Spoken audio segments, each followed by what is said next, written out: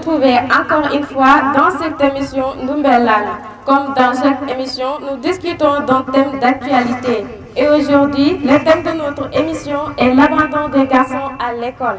Dans le lycée, on se demande pourquoi il y a plus de filles que de garçons dans le lycée. On se pose la question pourquoi autant d'abandon. Pour répondre à ces questions, nous avons l'honneur d'avoir sur ce plateau le ministre de l'Éducation nationale. Bonjour Monsieur le ministre, merci d'avoir accepté notre invitation. Bonjour.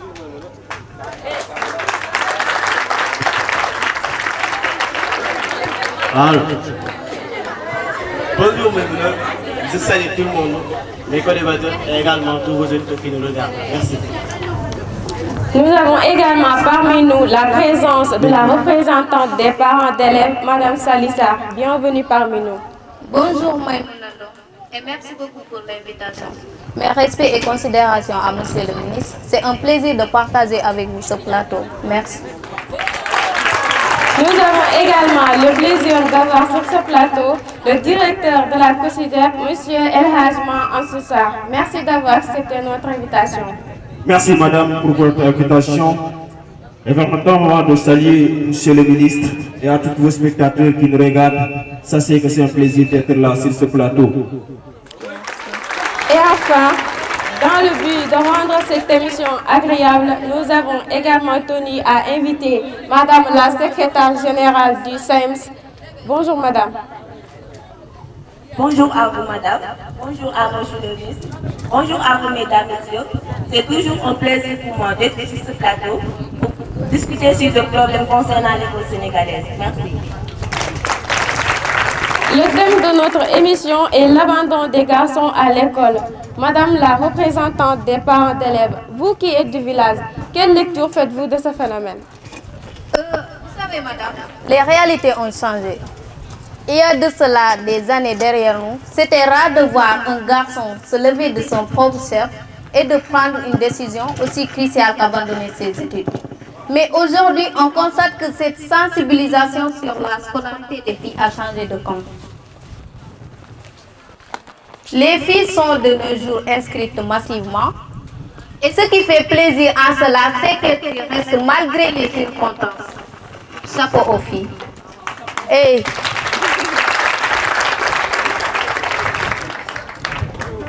ce qui est déplorable, c'est de voir les garçons abandonner les études sans raison valable. Et ce qu'il faut condamner en premier, ce ne sont rien d'autre que leurs parents, qui ont non seulement abandonné, démissionné de leur tâche, mais la plupart d'entre eux aussi n'exercent plus une certaine autorité sur leurs enfants. Et maintenant, ces derniers, emportés par l'orgueil, la facilité et surtout l'argent, finissent par l'immigration, la pêche ou la lutte, ou même pire, de rester dans le village sans ne rien faire. Merci.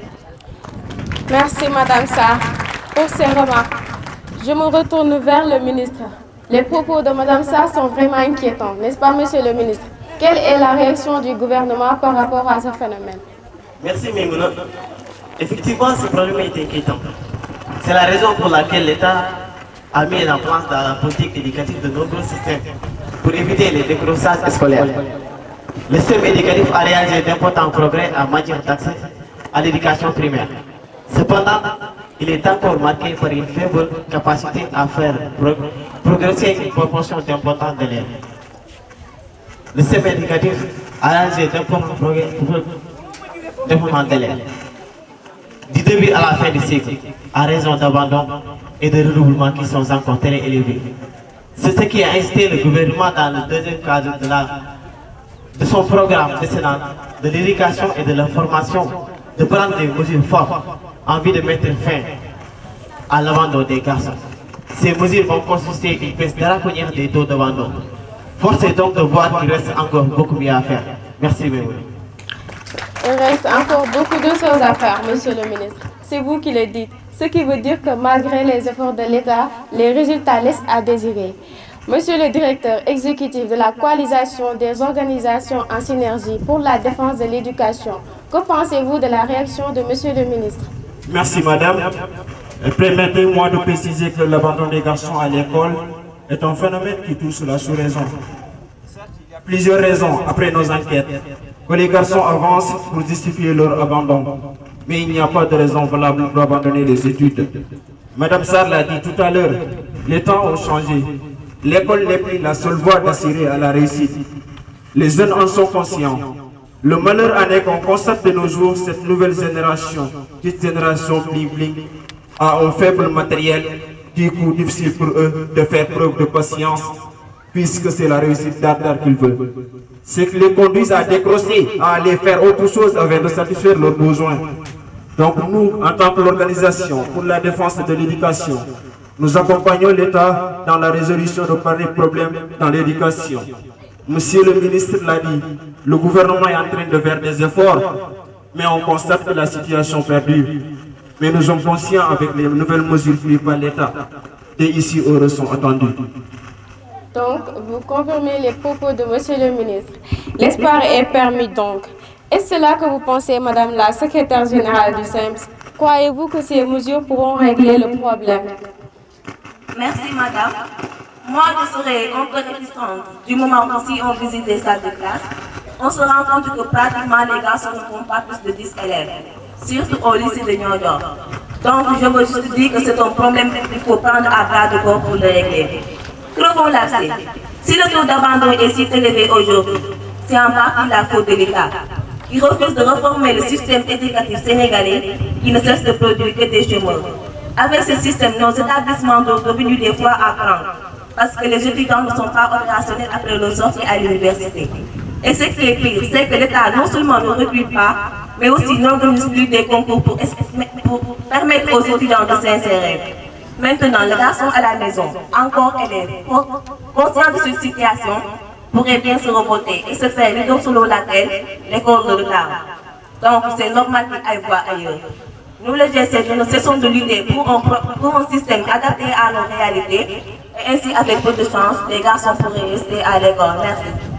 Merci, madame Dian. Vous venez de soulever un autre problème dont notre école est confrontée. Mais s'il plaît au bon Dieu, on y reviendra dans nos prochaines émissions, Inch'Allah. On va faire un dernier tour de table. Madame la représentante des parents d'élèves, tout à l'heure, vous avez pointé du doigt les parents. Est-ce que vous pouvez nous dire en quoi les parents sont-ils responsables?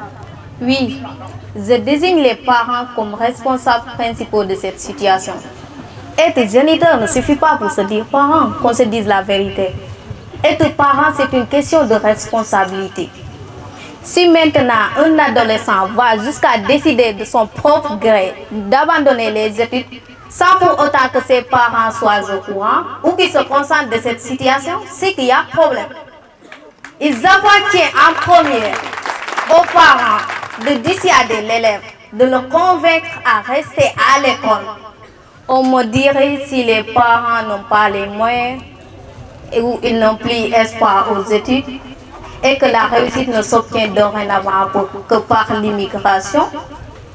Et là, je le dirais non. On ne perd jamais si on est instruit, les amis. La connaissance avant tout. Et d'ailleurs, je profiterai de votre émission pour transmettre aux parents le message suivant. Chers parents, un jour viendra, vous rendrez compte à vos enfants. Ils vous le demanderont. Pourquoi vous avez laissé leur immaturité prendre le dessus? Pourquoi vous avez été des parents faibles? Et ils auraient raison de vous poser pareille question. Parce que votre faiblesse les a rendus misérables à leurs accoutuments de tout obtenir, en croissant leur désir, en se servissant à leur fantaisie, en faisant de tout simplement des esclaves. Et maintenant, pour éviter cette situation, chers parents, jouez pleinement votre rôle de parent. Merci beaucoup, madame.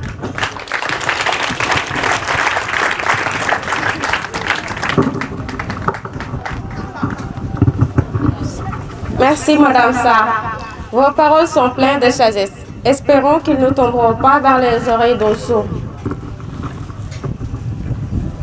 Monsieur le ministre, vous avez entendu tout à l'heure madame la secrétaire générale du SEMS pointe du doigt l'État. Êtes-vous d'accord avec elle? Voilà, merci. Je trouve que Mme Dieng a été sévère dans son analyse. Ce système qu'elle dénonce a produit énormément d'intellectuels, y compris elle. Certes, les réalités ne sont plus les mêmes, et les réformer, l'ajuster, serait idéal. Cependant, ce dont je ne suis pas d'accord, c'est de jeter le bébé et l'eau du bain. Le système du Sénégal ne cesse d'adapter son système aux réalités actuelles. En 2008, durant ces réformes, 3 approches ont été expérimentées. Cette recherche s'intéressera tout particulièrement à la recherche sur l'approche par compétence. Et les langues nationales ont en train d'être instaurées dans le système. Voilà. Je confirme ce qu'avait dit Mme Lomi. Et maintenant, nous à ce que je disais. Le système du Sénégal cesse à tout moment, à tout et ça tout. Et c'est ça qui parviendra à faire ces études sur ce que Mme Dien avait dit. Et voilà, nous voulons. Ce système est toujours ce qu'a voulu et ce qu'a voulu rester et il continue de nous procurer toujours des intellectuels. Et merci. Ce système, les langues nationales ont entré d'être instaurées dans le système éducatif. Pour ce faire, il va falloir enterrer la hache de guerre et le tourner vers le même exhaustif. Car le Sénégal nous appartient à nous tous. Merci. Donc, on peut dire, Monsieur le ministre, que bientôt le souhait des élèves sera exaucé, puisqu'ils sont les premiers à réclamer cette réforme. Pour vous, Monsieur le directeur de la coalisation des organisations en synergie pour la défense de l'éducation, quelles doivent être les solutions pour retenir les garçons à l'école? Permettez-moi, avant de répondre à votre question, de confirmer les propos de Monsieur le ministre. Il faut le connaître. L'État est en train de faire un travail d'arrache-pied pour adapter le système sénégalais aux réalités que nous vivons. Il ne faut pas se leurrer. Quoi qu'on puisse dire, ce système aussi fait partie des causes d'abandon.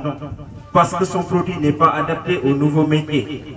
Par exemple, notre pays vient de découvrir le pétrole. Donc il nous faut des ingénieurs dans ce domaine. Est-ce que ce système est en mesure d'en produire? Maintenant, concernant votre question, je crois que pour retenir les garçons à l'école, il faut que chacun joue sa propre partition car les responsabilités sont partagées. Que ce soit l'État, l'administration, les parents et les enseignants, nous devons s'y mettre pour les mettre parce qu'il va de leur avenir. Maintenant, la solution principale est de faire de sorte que l'enfant éprouve du plaisir dans l'enseignement. Et ce travail du ressort de l'enseignant. Ainsi, il ne pensera pas que d'y rester. Merci. Merci, Monsieur le directeur. C'est important ce que vous venez de dire. Il faut éviter que l'apprenant s'ennuie en classe. Ça pourrait être un début de solution. Vous en pensez quoi, Madame la secrétaire générale du SAEMS? Merci. Je voudrais d'abord préciser que je ne cherche pas à dénigrer l'État, mais nous ne faisons que jouer notre rôle. L'état actuel du système éducatif est très inquiétant. Les garçons abandonnent et même les filles aussi quittent les bancs pour le mariage. Il faut donc tirer la sonnette d'alarme, tirer le taureau par les cornes pour régler ce problème avant qu'il s'enfle.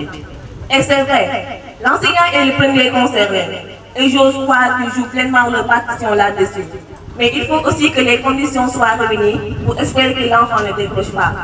Mais si ce dernier est confronté à des problèmes familiaux susceptibles d'étouffer en lui ce désir d'étudier, alors on en sera toujours qu'à la case de départ. Et dans ce cas de figure, l'État doit intervenir. En tant que responsable syndical, nous cesserons d'arrêter ce genre de cas. Récemment, nous avions tenu une assemblée générale dans le but de contraindre le gouvernement de régler ce problème d'abus provisoire une bonne fois pour toutes. Mais c'est vraiment indigne de notre pays. Pour terminer, pour retenir les garçons dans les classes, au-delà de ce qui vient d'être dit, il faut la fermeté. Il faut la rigueur dans le règlement intérieur. Il faut que l'enfant sente qu'étudier c'est du sérieux. Sinon, c'est laisser aller pour l'inciter à mettre en œuvre son intention. Je vous remercie. Merci, Madame Dien. Vos propos sont vraiment importants.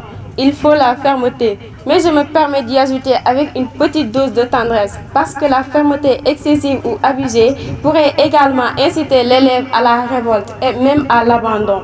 Nous sommes au terme de notre émission qui avait pour thème l'abandon des garçons à l'école dans le lycée de Niodior.